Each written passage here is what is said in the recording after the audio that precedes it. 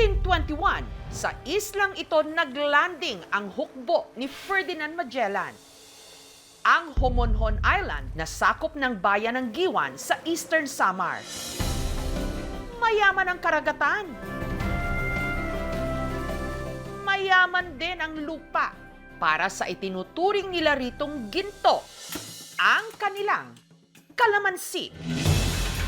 Sa amin ang kalamansi makataas. At saka bunga to ng mga nasa 150 kilos yung halimbawa nag-harvest. Isang puno? Isang puno. Si rich nga sa minerals. Asim. Pero ayon sa mga taga rito, ang kanilang isla nanganganib na raw mabura sa mapa.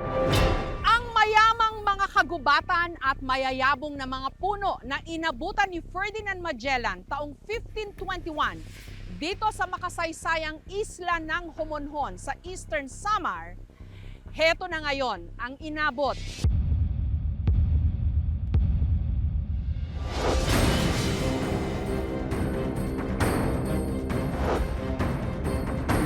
Ang kanilang karagatan, unti-unti nang nagiging dagat ng putik. Ang mga residente nagkakasakit na rin daw at ang kanilang gintong kalamansi unti-unti na raw nasisira. Yung mga bulaklak, pag tinaktakan niya ng alikabok, hindi nabubuhay. Ang itinuturo nilang dahilan, ang tuloy-tuloy na pagmimina sa isla. Ang kinakatakot namin na magkatensyon, magkasakitan. Alam namin, mga mahihirap lang kami pero ilalaban po namin. Sigaw ng Homonhon! Ito ang tunggalian sa pagitan ng mga nangangatwiran na kaunlaran ang hatid ng buwis at hanap buhay na nililikha ng mga minahan. At ang ipinaglalaban naman ng mga taga rito. Kabuhayan din at ang kanilang kalusugan at kapakanan ng kalikasan.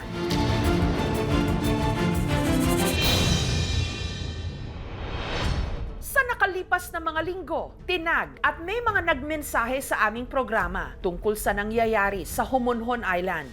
Kaya nitong Huwebes, lumipad ako pagiwan para siyasatin ang sitwasyon doon. Nandito po tayo sa Giwan. Ito po ang take-off point para marating yung isla ng Homonhon. Ayun ho siya, oh. Parang malapit lang, pero 3 oras ang biyahe.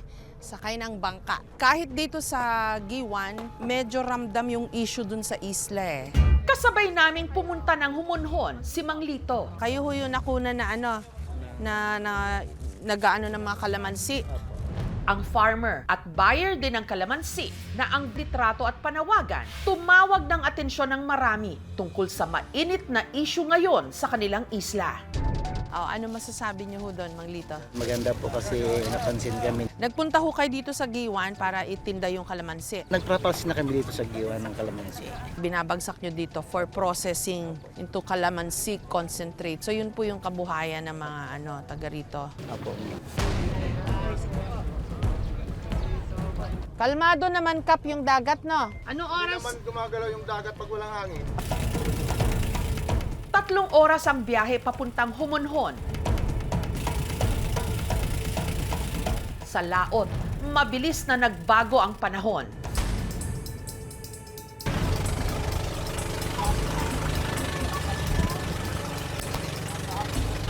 Kanina lang maaraw eh. Napaka-unpredictable nung takbo ng panahon.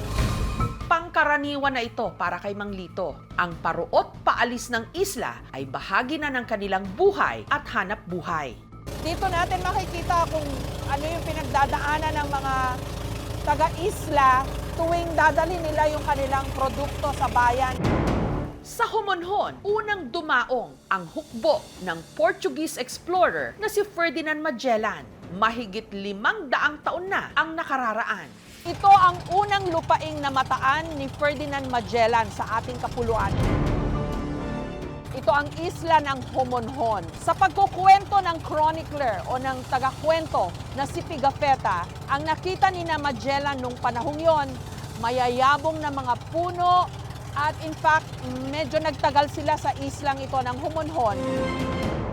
Ang Humonhon ay naging simbolo ng hospitality ng mga Pilipino. Friendly, naging cordial yung interaction ng grupo ni Magellan at ng mga natives. Ang dami lang nakuwang resources doon para sa pagkain nila, tubig nila, umayos yung mga kasamahan nila na nagkasakit. Ang tinatayang eksaktong lugar kung saan pinaniniwala ang unang tumapak ang hukbo ni Magellan, pinagawan ng historical marker. Pero kahit dito, ang lupa sa palibot na balot na ng putik, dulot ng pagmimina. Mang Lito, hanggang saan po ba yung minimina dito sa isla?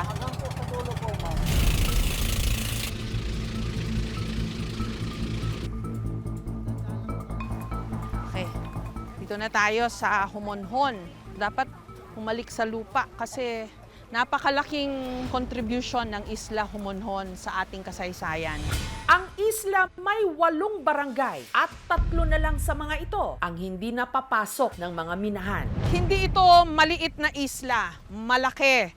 4,000 ang bilang ng mga narito. So ito yung proud product ng isla ng Humonhon, yung calamansi concentrate. Yun nga lang, ito yung nanganganib ngayon, yung produkto ninyo.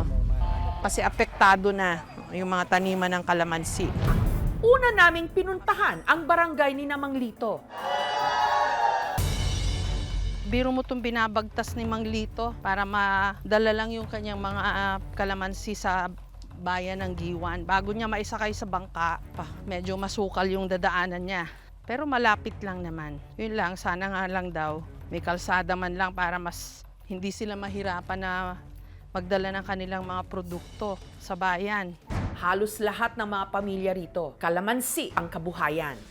Ilang henerasyon ng araw ng mga taga rito ang naitaguyod ng mga punong ito at ipinagmamalaki nila na ang kanilang kalamansi mas makatas at nakakarating sa iba't ibang parte ng Pilipinas, hindi lang bilang sausawan kundi bilang concentrate na pwedeng gawing juice.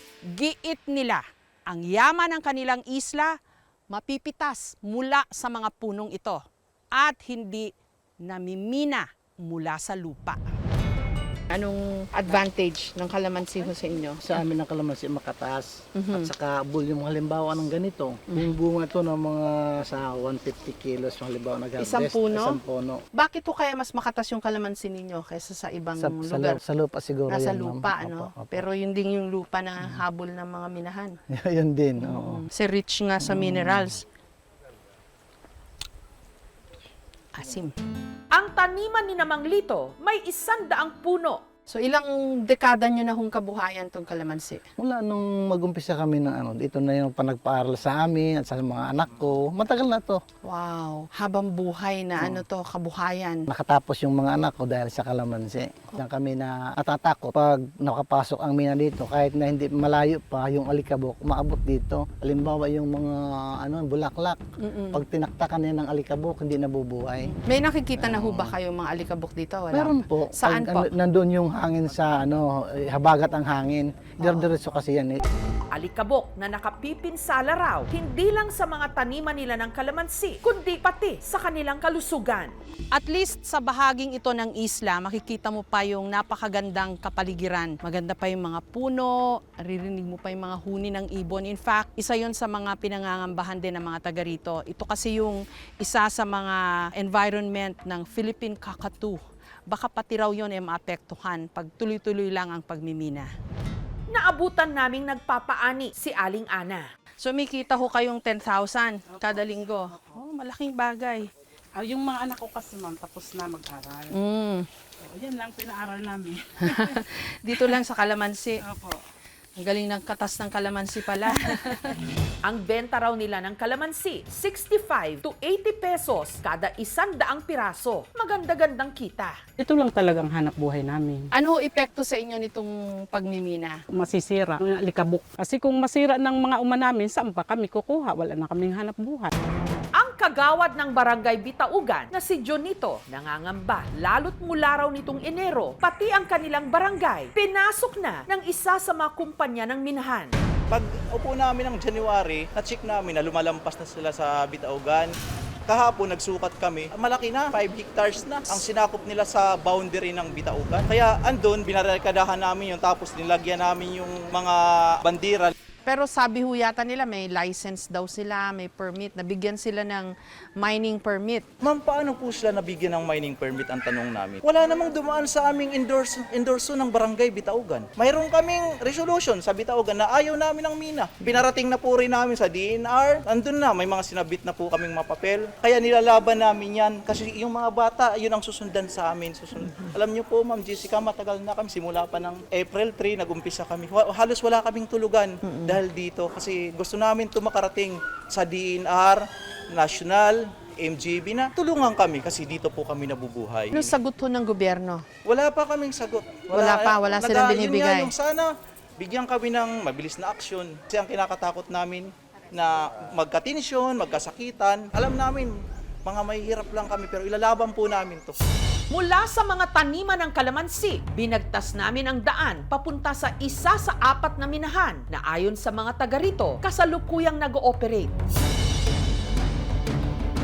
Sa pamagitan ng drone, makikita ang lawak ng operasyon ng mga minahan mula sa isang dulo hanggang sa mahigit kalahati ng isla.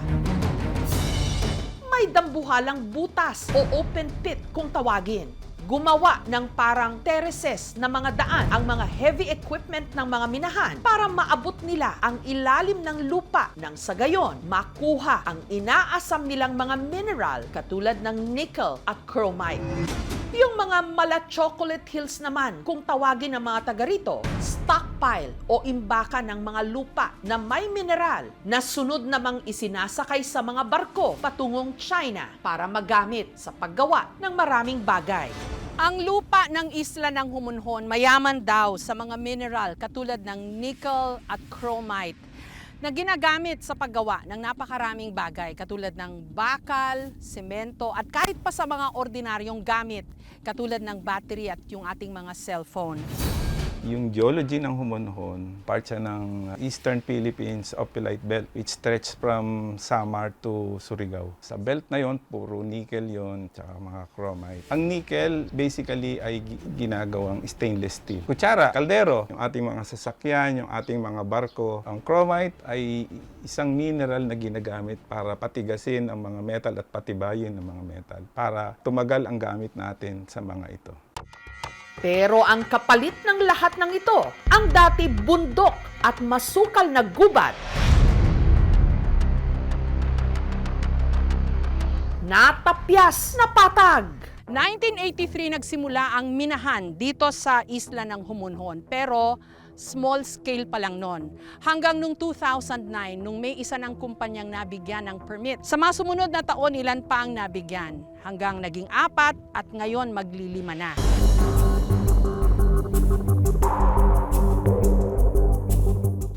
Mayamang mga kagubatan at mayayabong na mga puno na inabutan ni Ferdinand Magellan taong 1521 dito sa makasaysayang isla ng Humonhon sa Eastern Samar, heto na ngayon ang inabot.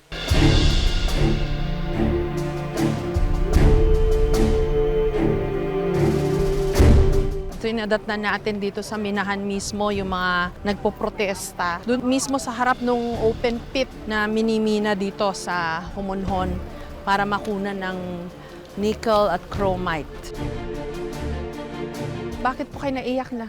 Natutuwa kung pumunta kayo rito. 10 taon na ang nakalipas nung unang tinalakay ng isa sa mga dati naming programa dito sa GMA Public Affairs, ang investigative documentaries, ang issue ng mining sa Humonhon. Ayon sa mga opisyal ng barangay at mga residenteng nakausap namin, paulit-ulit nilang ipinapaalam ang kanilang mga hinaing sa mga kinauukulan. Pero lalo pa raw lumawak ang lugar na sinakop ng mga minahan.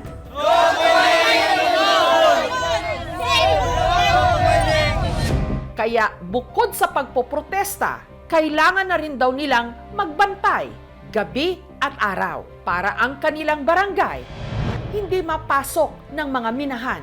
Bakit po kayo nagpo-protesta dito sa minahan? Kasi po, yung ginagawa po ng mining dito sa amin, hindi na talaga makatarungan. Tulad po nito, lumampas na po sila sa kanilang area. Kami kasi neighboring po, neighboring barangay. Na barangay, oo. So, kami, natatakot din po kami na baka pagkatapos ng bitaugan, dumating sa amin, yun po ang pinangangamba namin. Yung mga pananim po namin doon, pangunahing pinagkukunan namin ng pangkabuhayan. May nagkaklaro ho ba sa inyo kung hanggang saan lang ho dapat tong pagmimina na to? Yung kung ano lang po yung may permit. Ano sabi ho meron sa lang- inyo? Ang alam po namin, meron lang talaga silang area na dapat gagalawin. Pero ang nangyayari po, hindi na sila nakikipag-coordinate sa katabing barangay. Gagawa na pala sila ng ganito na ng expansion. Yun po yung pinaglalaban ng Bitaugan kasi sumobra na sila. Nag-apply ito. That was 2012. Hindi muna sila nabigyan ng NPSA. So yung gobyerno, binigyan sila ng special mines permit. Tapos nung yung 1 year nila na operation, habang nag-aantay sila ng NPSA, nagkataon na nun si Miss Gina Lopez, siya yung DNR secretary, nagkaroon dito ng mining audit.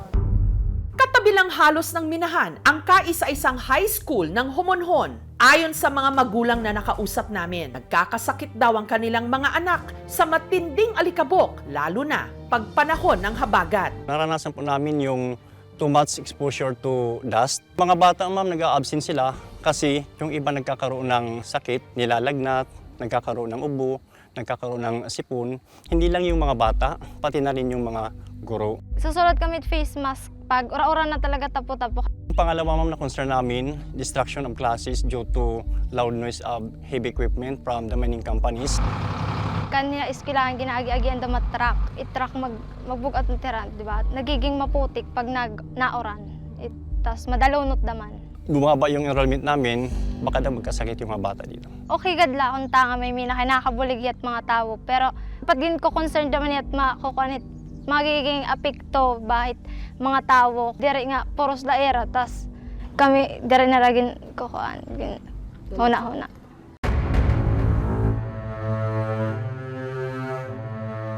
Sa kabila ng idinadaing ng mga residente, ang pagmimina bukod sa nakapagbibigay ng trabaho sa mga residente, nakakapagpasok din daw ng malaking pera sa probinsya. Ayon sa datos ng Mines and Geosciences Bureau, nakakapagpasok din daw ng malaking pera sa gobyerno nasyonal at lokal. Gusto ko may mining tungod nakakabulig ita mo pagpakabuhi tapos ita ko mga anak nakapaskwela na ako duduha ta kon mga professional na.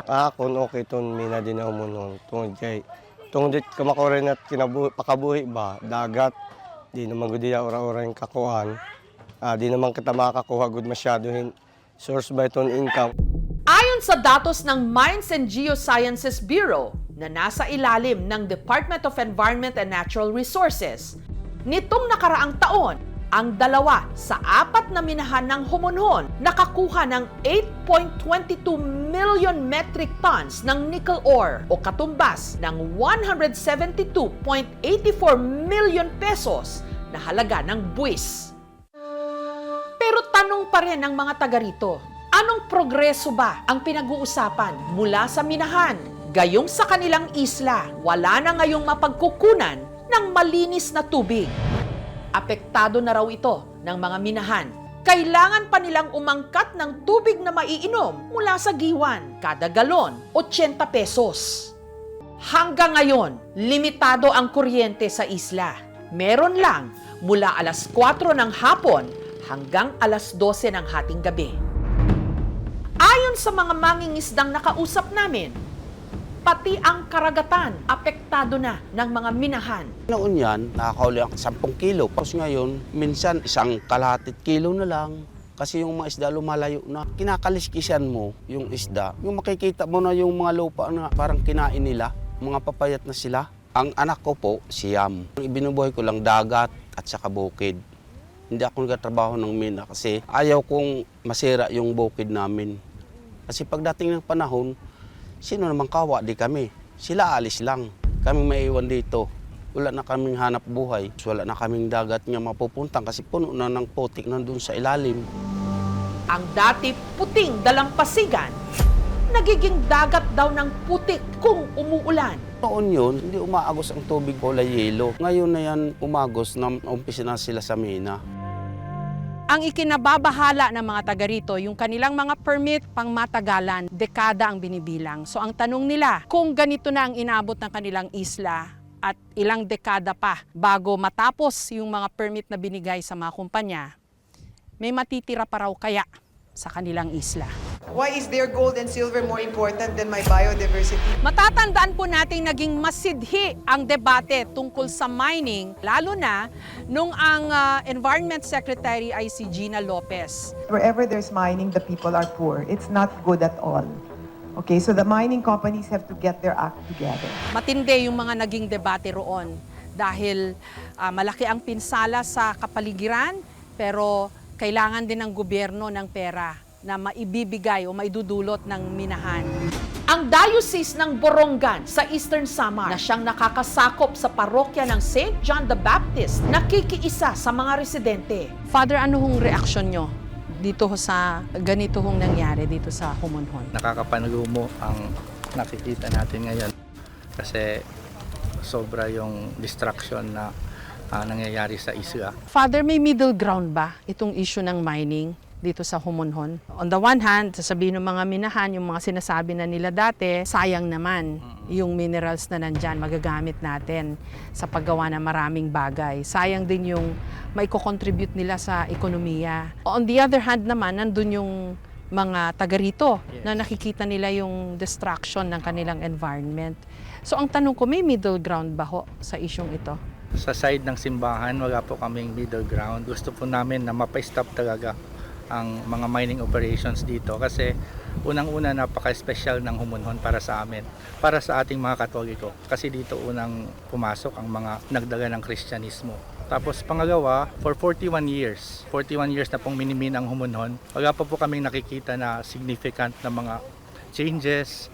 Mahirap pa rin yung mga tao, pangit pa rin yung kalsada, hindi pa rin 24 hours yung kuryente, tapos naapektuhan yung sources ng tubig. Saan ho kaya ito aabot, Father, sa tingin niyo po? Sana hindi na to mapagaki, no? Kaya lahat ng obispo ng Samar, nagpatawag nga kami ng meeting. Gusto namin makipag-meet sa mga officials ng gobyerno. Bukod sa simbahan na sumusuporta sa mga nagpoprotestang residente, meron ding mga private o non-government organizations na naninindigan, katulad ng Humonhon Environmental Advocates and Rights Defenders o HERD. Isa yun sa kini-question namin sa government. Maraming complaints ang pinarating na sa mga nararanasang negative environmental impact ng mining operations, pero patuloy silang nagbibigay ng permit. Kalain mo yun, 3 minahan na malalaki, large scale, sabay-sabay nag-ooperate. 24/7. Supposedly, sa contract nila, meron sila dapat greening program. Yung mga kinat nilang puno na yan, may ipapalit dapat sila. Pero saan yon? Hindi namin makita yon. Ang hinahanap namin sa government, yung sinabi nila na itong mga mining companies na nandito ay responsible mining. Ang responsible mining, nakapaloob dito ang principal sets of standards sa Republic Act of 7942, otherwise known as Mining Act of 1995. May 3 benefits na nakabalangkas. Una, economic benefits, environmental benefit, at social benefit, kung saan magkakaroon ng kaginhawaan yung mga tao na nakatira malapit dito. Sa labang ito, kasabay ng paghuhukay ng minahan sa mga bundok, ang isa raw nilang paa para na ring nasa hukay. Biyernes nakarating doon ang mga tiga Mines and Geosciences Bureau. Nagsagawa sila ng mapping o pagsusuri sa boundary ng Barangay Kasuguran at Barangay Bitaugan para tignan kung lumagpas nga ba ang operasyon ng minahan doon. Sinubukan ng aming team na kuhanan ng pahayag ang mga tiga MGB o DENR pero tumanggi sila. Pag-aaralan daw muna kasi nila ang resulta ng kanilang investigasyon. Sinubukan din po namin kunan ng pahayag ang mayor ng Giwan. Gumawa ako ng sulat sa Regional Director ng Mines and Geosciences Bureau, and then sinulatan ko rin yung mining company. Sabi ko, doon sa MPSA, wala naman pong nakalagay doon na Barangay Bitaugan. 2 barangays lang po ang nakalagay, pati sa ECC. Barangay Kasuguran and Barangay Kanawayon. Ang sabi naman niya, it is within the tenement area. And I said, even if it is within the tenement area, wala namang social acceptability sa mga tao. Sinabi ko talaga that I do not want any mining operation in Barangay Bitaugan because I want to devote this area for agricultural and agro-industrial development. Tatanungin ko ang DENR kung anong dapat gawin nila kasi ang regulation, supervision, monitoring dapat sa kanila. Ngayon lang sasabihin ko sa inyo na i-recommend ko for suspension yung mining company na nagkaroon ng violation. Sinubukan din naming kuna ng panig ang 4 na mining companies sa Humonhon. 2 sa kanila ang nagpaunlak ng panayam. Una, ang Mount Sinai Mining Exploration. Giit nila, taong 2013 pa raw pagkatapos ng Super Typhoon Yolanda nung natapos ang operasyon nila sa isla. After Yolanda, naging care and maintenance. Ibig sabihin, walang operasyon. Bumalik kami parang 2016. By 2017, nagpalabas si then Secretary Gina Lopez ng suspension sa lahat ng mga mining company. Nagtaka nga kami, wala kami operasyon, nasama kami sa suspension. Complying man kami kung ano talaga ang regulation ng government. Nagtaka nga ako, bakit ako nadamay dito? Wala naman ako operasyon. Nagbigay din ng panig sa issue ang isa pang mining company sa isla, ang Nickel Ace Incorporated. Legal yung mga permits na hawak namin. Nakuha namin yung approval before kami nag-start sa operation. Marami talagang anti-mining. I take it as an opportunity to strategize. Ano yung maganda naming plano to show them that we are here not to destroy. We are here to develop and to provide opportunities sa local and also help the national government. The law says that after our extraction, we rehabilitate. And that's what we will do. Hindi naman sumagot ang isa pang mining company sa aming paanyaya. Habang ang mining company na inirereklamo ng mga tiga-barangay Bitaugan, ang Emir Mineral Resources Corporation, nauna nang nagsabing magbibigay ng interview pero hindi na nila ulit binalikan ang aming team.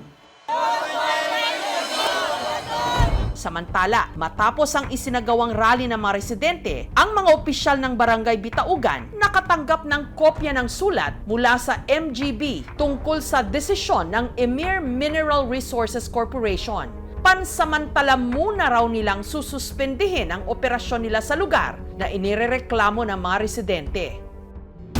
Nag-temporary voluntary exit na raw ang inirereklamo nilang mining company sa pinasok nitong lupa na sakop na ng Barangay Bitaugan. Dapat mas bigyang pansin ang papel ng Humonhon sa ating kasaysayan. Huwag sana umabot sa punto na nasasakripisyo yung kalikasan at maging ang kasaysayan. Kailangan nating balansehin ang ating kagustuhan na umunlad sa pamumuhay at yung kagustuhan natin na mapangalagaan ang kalikasan. Bakit po kayo naiyak na? Natutuwa kung pumunta kayo rito.